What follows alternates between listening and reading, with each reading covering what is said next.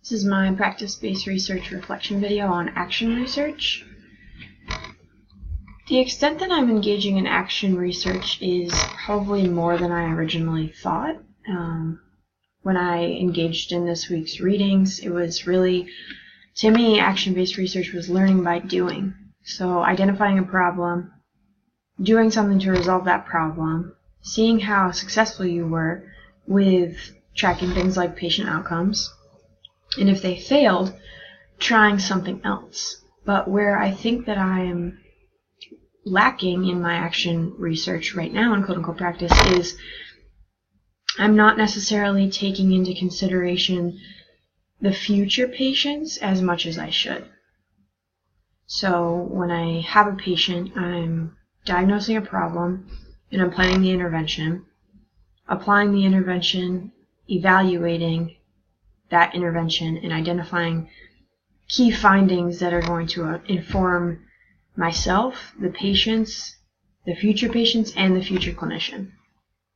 So what I'm not doing is thinking about maybe the new incoming freshman class. Right now this past season, we had a lot of stress fractures. So I'm trying to implement a program to reduce the incidence of stress fractures, but I need to consider the future patients as they're at risk as well. I didn't necessarily know the aspects of action research until this particular module, so I don't think I knew that I was doing it. But once I started tracking outcomes, even last summer, I think I began engaging in research as an essential component of engaging in clinician-initiated research would be to objectively analyze data and make changes, which I feel like I'm doing. And to an extent, I do consider the next clinician that comes in and works with Indiana State Volleyball, how can I kind of clue them into some problems, and how can I give them maybe some suggestions on how to reduce injury. But I need to be more systematic in that approach. I do think that action research should be taught in professional education. I think it's a good way to develop critical thinking skills.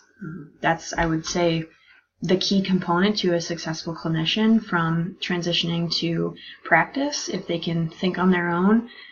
So I think this is a good way to kind of model behavior in their clinical experiences and clinical rotations to try to clue them in on how to engage in this type of research when they're on their own. If they can work through a problem in clinical practice and collaborate with not only fellow clinicians, but also their patients, because as we know, a big component of action research is the patients are also the researcher. So constant communication and feedback with the patient is vital to the success of your outcomes. At NATA, we went to a session which really emphasized the need for graduates with a PhD in athletic training, which we know does not currently exist.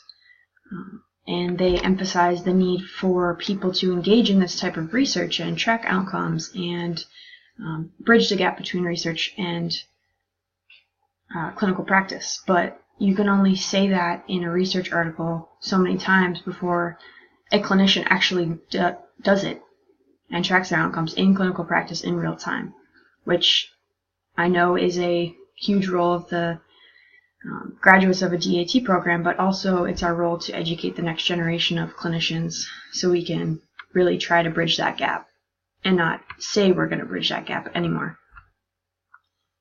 The only thing that I had a question on would be at the end of one of the articles, they highlighted the importance of having equal access to information generated by the processes for participants. So I was just confused on how that would work with patient confidentiality in clinical practice.